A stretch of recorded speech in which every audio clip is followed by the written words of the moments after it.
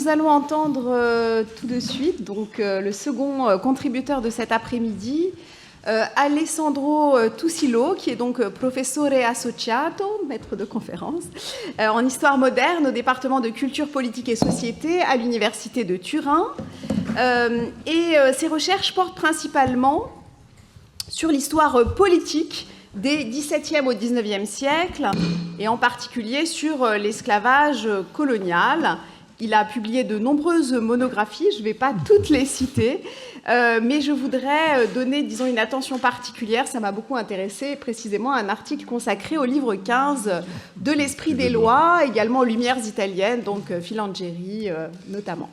Voilà, donc je vous donne tout de suite la parole pour une communication intitulée « Le déshonneur de la philosophie, la réflexion anti-esclavagiste de l'abbé Pietro Tamburini ». Merci Madame la Présidente.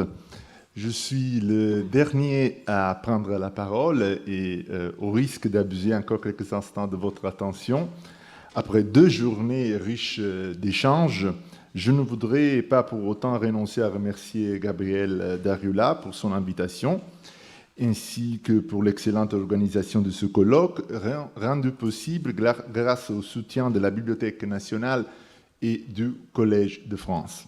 Je suis honoré de pouvoir intervenir pour la première fois ici, au Collège de France, et d'y présenter quelques résultats de recherche que je poursuis depuis de nombreuses années sur la circulation des idées anti-esclavagistes dans les contextes politiques et culturels italiens des XVIIIe et XIXe siècles.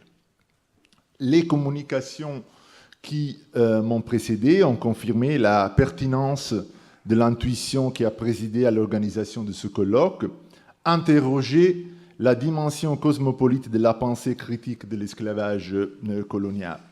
Or, cette dimension cosmopolite qui s'est imposée au fil de nos discussions autour de l'abbé Grégoire se retrouve également chez l'auteur au centre de mon propos, l'abbé Pietro Tamburini. Contemporains, Grégoire et Tamburini tissent des liens d'un versant à l'autre des Alpes. Souvent indirectes, ces relations s'enracinent néanmoins dans des formes d'engagement religieux et politique largement communes. C'est à partir de ce rapprochement qui s'articulera cette communication. Dans un premier temps, je proposerai quelques pistes de réflexion issues de la mise en perspective comparative de ces 2 figures. Je m'intéresserai ensuite à la biographie intellectuelle de Tamburini et bien entendu aux spécificités de sa réflexion anti-esclavagiste. Enfin, je conclurai par des considérations sur la circulation des idées critiques de l'esclavage en Italie et sur les résistances longtemps opposées par l'Église catholique. Dans leurs contextes respectifs, Grégoire et Tamburini comptent parmi les principaux représentants du jansénisme de leur temps.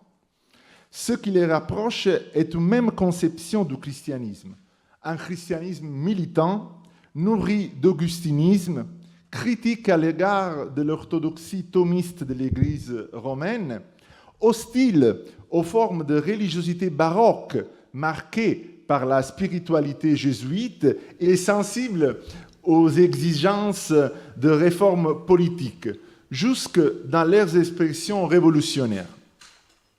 La question de l'esclavage constitue également un terrain sur lequel apparaissent des affinités entre Grégoire et Tamburini.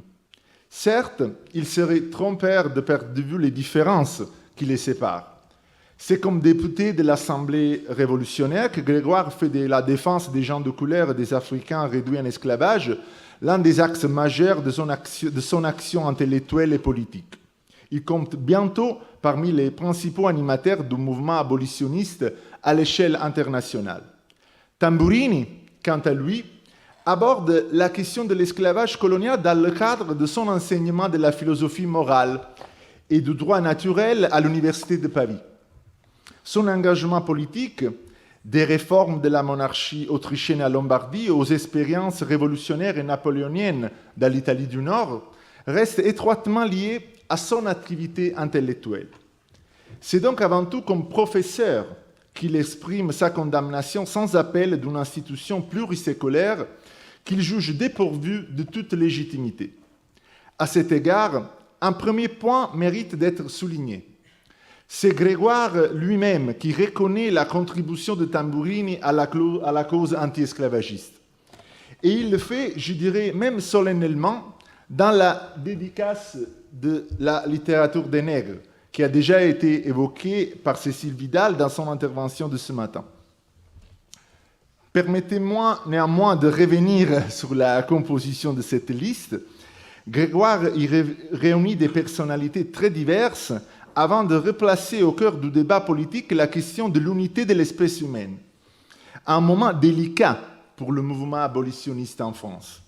En 1808, 6 ans après la loi du 30 Floréal en 10, le climat politique est devenu nettement plus favorable aux partisans de l'ordre esclavagiste dans les colonies. Dans ce contexte de reflux, Grégoire revient sur l'histoire de l'anti-esclavagisme afin d'en réactiver l'héritage intellectuel, avec toute la prudence qui impose un environnement politique hostile. La dédicace apparaît ainsi comme une reconstruction de cette histoire au service d'une nouvelle mobilisation politique. Mais il y a plus encore. Cette dédicace de la littérature des nègres pourrait presque être lue comme une conclusion possible de notre colloque. Certes, la liste est organisée selon un principe national, mais cette répartition met en valeur l'unité d'un mouvement d'idées et d'actions politiques qui dénonce l'inadmissibilité du système colonial esclavagiste. Pour Grégoire, l'anti-esclavagisme touche en effet à l'essence universelle de l'humanité.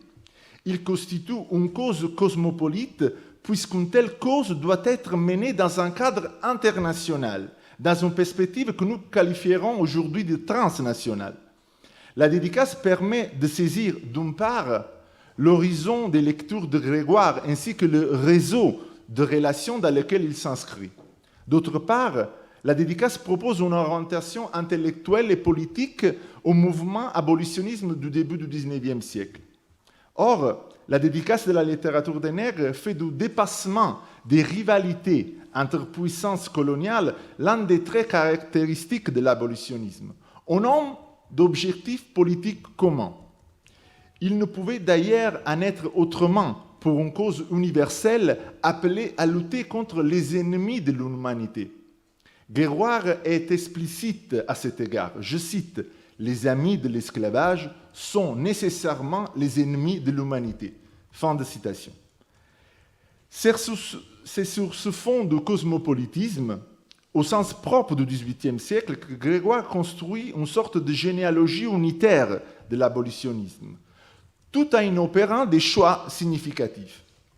Certaines absences illustres, comme celle de Diderot et Jourour, n'empêchent pas la dédicace d'établir un lien direct entre la réflexion anti-esclavagiste des Lumières, de Montesquieu à Raynal, de Bernardin de Saint-Pierre à Condorcet, et le mouvement abolitionniste proprement dit. Grégoire réunit les philosophes qui dénoncent l'esclavage au nom des principes universels du droit naturel, les représentants de l'abolitionnisme chrétien anglais, tels Thomas Clarkson ou William Wilberforce, ainsi que des figures majeures de l'élite politique américaine comme Thomas Jefferson ou Benjamin Franklin. Les différentes matrices culturelles de l'anti-esclavagisme et de l'abolitionnisme se trouvent ainsi rassemblées dans un même récit. Mais ce discours unitaire constitue aussi une sorte d'amalgame orienté par une intention polémique. Et c'est peut-être là l'élément idéologique le plus encombrant de l'argumentation de Grégoire, sur lequel je reviendrai dans ma conclusion. À ses yeux, en effet, toute critique de l'esclavage colonial contribue à conforter la vérité chrétienne de l'unité de l'espèce humaine. Le dépassement du système colonial esclavagiste passe par une régénération chrétienne universelle. Dans la dédicace, les frontières de l'international abolitionniste de Grégoire, pour reprendre l'efficace image anachronique forgée par Yves Benoît, ne se limitent pas à une civilisation atlantique franco-anglo-américaine. On y trouve une liste de nègres et sans mêlés, un aspect cohérent avec un ouvrage comme La littérature des nègres et qui témoigne aussi de la place que Grégoire accorde aux victimes de l'esclavage elles-mêmes dans le processus de leur émancipation. On y trouve également des listes d'Allemands, de Danois, de Suédois, de Hollandais et, inclusion qui nous intéresse tout particulièrement aujourd'hui, d'Italiens. Et certes, les listes que je viens d'évoquer sont brèves et ne sont pas comparables aux longues énumérations de Français, d'Anglais et d'Américains. Elles se présentent néanmoins comme des listes ouvertes, sans prétention à l'exhaustivité. Qui sont donc finalement ces Italiens mentionnés par Grégoire? Cette brève liste que je vous montre soulève plusieurs difficultés d'interprétation. La première concerne le cardinal Cibo. Peut-être Alderano Cibo Malaspina, secrétaire d'État du pape Innocent XI dans les années 1680. Vient ensuite une référence générique au collège des cardinaux. Enfin, avant Zacchiroli, peut-être le lettré et homme politique Francesco Zacchiroli, apparaît le nom de l'abbé Pierre Tamburini. Le seul qui, à l'état actuel des recherches, semble avoir laissé des traces significatives d'une argumentation anti-esclavagiste. Il est temps à présent d'aborder le deuxième volet de ma communication et de nous concentrer sur la biographie intellectuelle de Tamburini et sur sa réflexion anti-esclavagiste. Né à Brescia en 1737 dans une famille de la bourgeoisie marchande, Tamburini se consacre très tôt à l'étude de la philosophie et de la théologie, tout en se rapprochant des doctrines jansénistes. Ses lectures théologiques s'accompagnent d'un vif intérêt pour la culture des Lumières. Ordonné prêtre en 1760, il mène l'essentiel de sa carrière à l'enseignement, d'abord dans les séminaires diocésains, puis à l'université de Pavie, dont il est recteur pendant plusieurs années. Lié au milieu janséniste roman, qui bénéficie alors d'une plus grande liberté d'action sous le pontificat de Clément XIV, il se trouve au centre de nombreuses controverses théologiques qui l'opposent aux jésuites, aux nonces apostoliques, à des représentants de la curie romaine, surtout après la mort de Clément XIV, ainsi qu'à l'évêque de Brescia. La virulence de ces polémiques lui vaut le surnom de Luther d'Italie. Partisan des réformes ecclésiastiques de l'empereur Joseph II, il collabore étroitement avec l'évêque Scipione de Ricci, ami et correspondant de Grégoire, dans la préparation et l'animation du synode de Pistoia de 1786.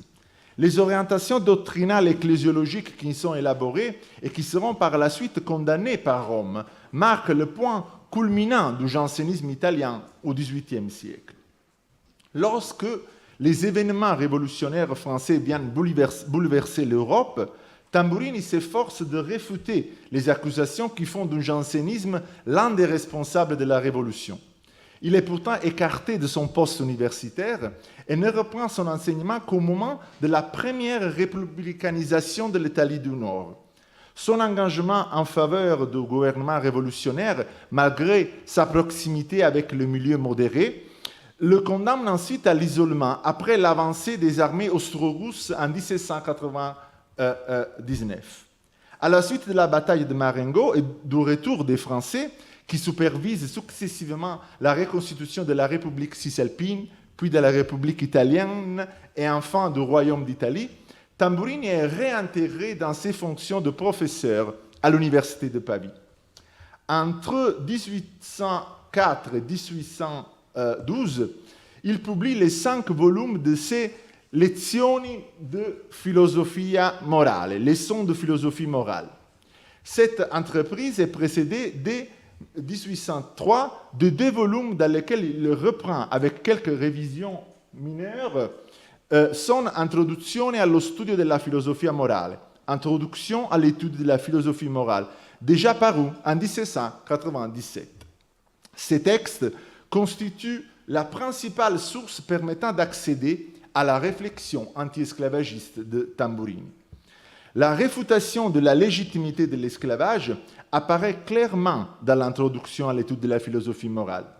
Elle est liée à une conception des droits naturels de l'homme qui accueille les développements les plus avancés de la réflexion des Lumières contre le pactum subjectionis, sur lequel l'école moderne du droit naturel avait fondé la souveraineté. De Grotius et les autres, pour reprendre la célèbre formule de Rousseau dans le contrat social. Pour Tamburini, Hobbes est, je cite, un célèbre promoteur du despotisme. Fin de citation. Contre le philosophe anglais, il affirme que les droits naturels de l'homme, je cite, découlent de sa nature même. Ils sont également nécessaires, immuables et inaliénables. Fin de citation. Parmi ces droits, il définit la liberté naturelle comme le droit le plus excellent de l'homme. S'ensuit une série de formules brèves et percutantes, vous les voyez ici, qui nient que l'homme puisse devenir une chose, condition à laquelle l'institution de l'esclavage le réduisait. Tamburini juge notamment illégitime qu'un homme, naturellement libre, puisse naître esclave. Il qualifie d'insensé l'aliénation de la liberté et d'usurpation, la prétention du maître à exercer un droit de propriété sur l'esclave.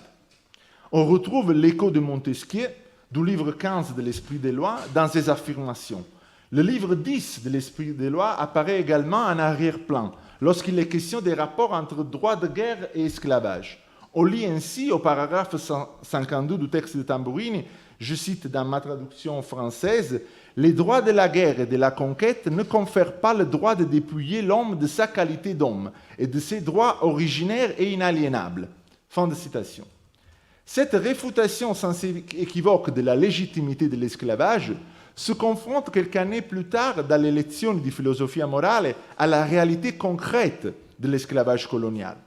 Dans la 14e leçon intitulée « De la propriété personnelle de l'homme », Tamburini exprime son trouble devant la longue histoire de l'esclavage. Une histoire dont l'actualité demeure saisissante et qui apparaît d'autant plus surprenante, je cite, au milieu de tant de lumières répandues par la philosophie. Fin de citation. Au début du XIXe siècle, Tamburini ne juge plus nécessaire de s'attarder à démontrer l'injustice de l'esclavage, et plus particulièrement celle de l'esclavage et de la traite des Noirs.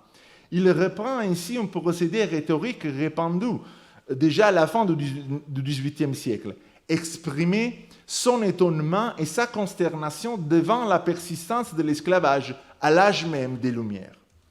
Cette institution entrait en contradiction manifeste avec l'image partagée d'un mouvement général de progrès et d'éclairement. Elle apparaissait comme un démenti à l'expansion de la civilisation au détriment des injustices héritées du passé. Pour Tamburini, l'esclavage constitue, je cite, la plus funeste atteinte que l'on puisse porter à la propriété individuelle de l'homme. Fin de citation. Au point de faire paraître comme des légères blessures, ce sont ces mots, la doctrine du suicide et le gouvernement féodal. L'esclavage des anciens est qualifié d'infâme. Celui que les modernes exercent contre les Noirs ne l'est pas moins. Tamburini souligne que les différences physiques des Noirs ne leur rendent nullement étrangères, je cite, aux propriétés essentielles de l'espèce humaine. Fin de citation. Or, la traite atlantique et l'esclavage colonial leur dénient précisément cette humanité en les ravalant au rang des choses. Un tel processus n'est finalement possible qu'au prix de ce que Tamburini appelle, je cite, le déshonneur de la philosophie. Nous sommes ici au cœur de la réflexion anti-esclavagiste de Tamburini. La culture des Lumières avait désormais privé l'institution de toute légitimité. Aux étudiants qui suivaient ses cours à l'université de Pavie, il ne pouvait dès lors que réaffirmer son exécration de l'esclavage et souhaiter sa disparition. Face à certaines interprétations historiographiques qui, au cours des dernières décennies, ont fini par nier la contribution des philosophes à l'anti-esclavagisme, l'analyse que des contemporains tels que Tamburini proposent de leur propre époque invite peut-être à des lectures moins tranchées.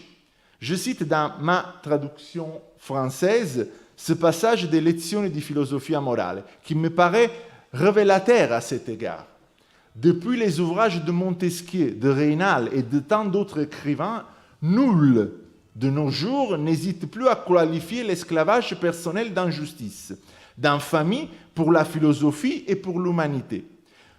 Tous s'accordent à reconnaître que le commerce et l'esclavage des Noirs sont contraires à la justice, au droit naturel, à la morale évangélique et au premier élément de la sociabilité.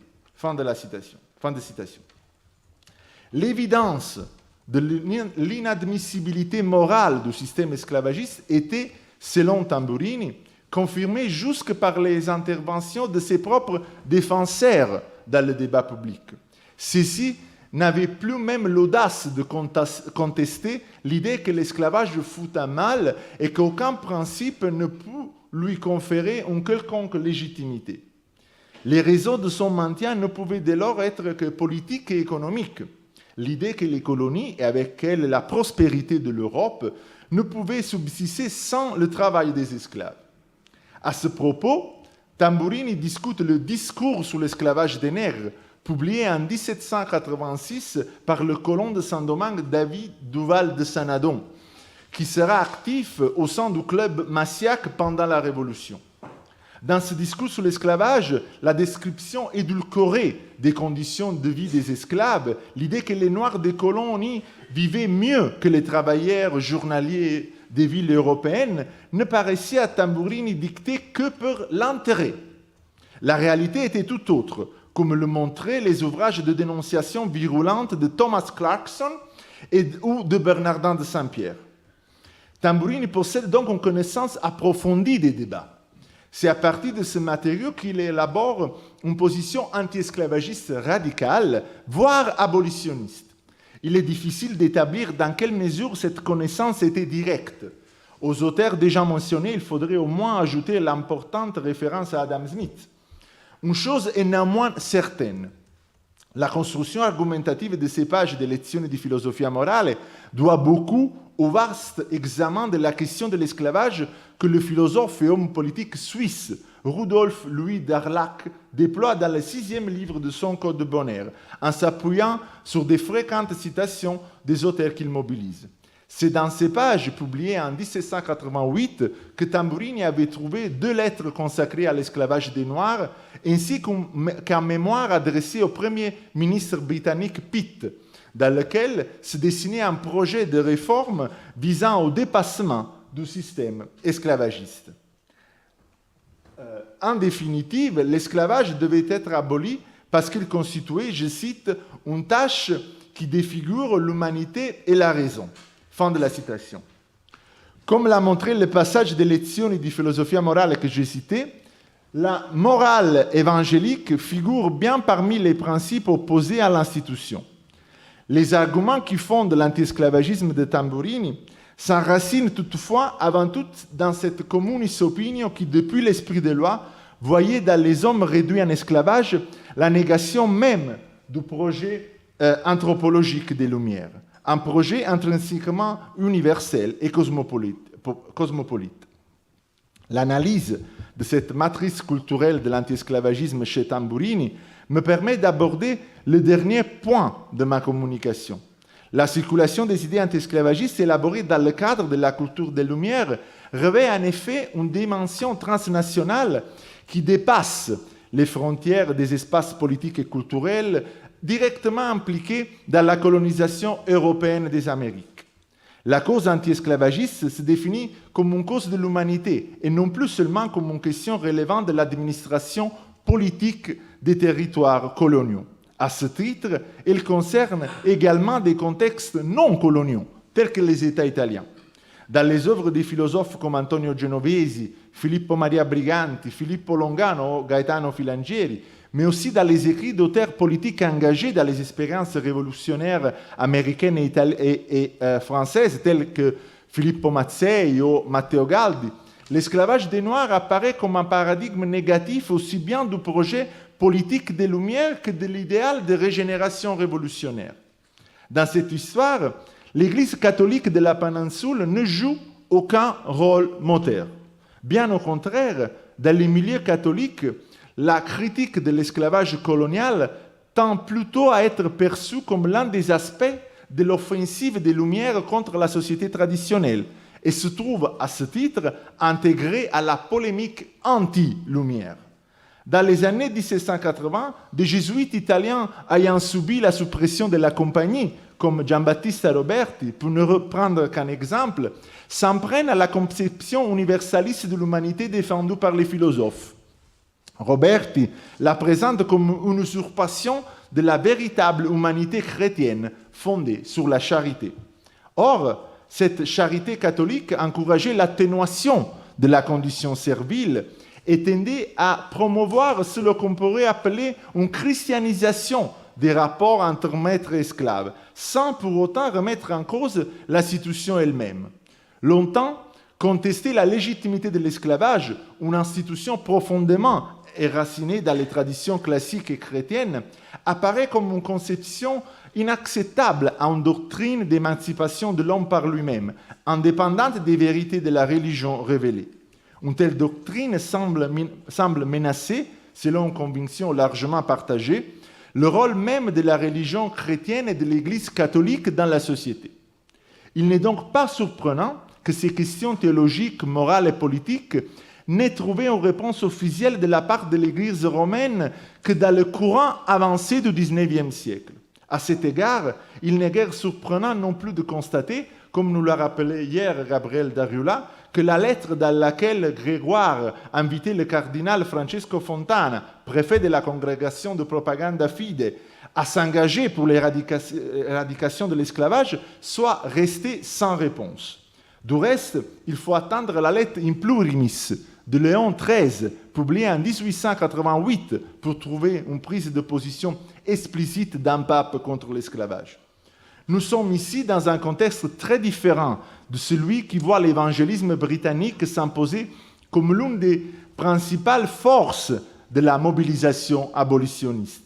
Les voix critiques au sein de l'Église de Rome restent minoritaires et marginalisées. Elles proviennent souvent de milieux soupçonnés d'hétérodoxie, comme précisément les milieux jansénistes. Pour soutenir la cause politique de l'abolitionnisme, Grégoire associe la critique élaborée dans la culture des Lumières à la tradition anti-esclavagiste du christianisme réformé britannique et états-unien. Dans la littérature des nègres, cette opération le conduit à établir comme, je cite, une vérité attestée par l'histoire, une corrélation entre esclavagisme et irréligion d'une part, et entre anti-esclavagisme et adhésion aux principes chrétiens d'autre part. Pourtant, comme je l'ai indiqué, le débat emprunte des voies bien différentes au XVIIIe et au XIXe siècle. L'abbé Tamburini lui-même fonde son anti-esclavagisme sur le texte de Montesquieu et de Raynal. Certes, ces principes sont tenus pour bénéfiques et conformes au droit naturel parce qu'ils sont jugés compatibles avec les vérités de la religion révélée. Mais lorsqu'il est amené à réfléchir au rapport entre religion et droit naturel, Tamburini en vient encore, dans la leçon 59, à reprendre presque littéralement les arguments anti-esclavagistes développés dans la science de la législation, Scienza della Legislazione, du philosophe napolitain Gaetano Filangieri. L'œuvre de ce dernier, qui sera richement commentée par Benjamin Constant dans les années 1820, ne manque pas d'être mise à l'index par l'Église catholique, comme tant d'autres sources mobilisées par Tamburini. Il n'est d'ailleurs pas inutile de rappeler que plusieurs œuvres de Tamburini lui-même connaissent le même sort. Pour le théologien janséniste Pietro Tamburini, la traite et l'esclavage des Noirs ne peuvent qu'être contraires aux principes du christianisme. Mais l'essentiel est ailleurs. C'est moins au nom de la religion révélée qu'au nom de la philosophie qu'il en formule la condamnation. La traite et l'esclavage des Noirs sont avant tout, pour reprendre le titre de cette communication, le déshonneur de la philosophie. Je vous remercie de votre attention.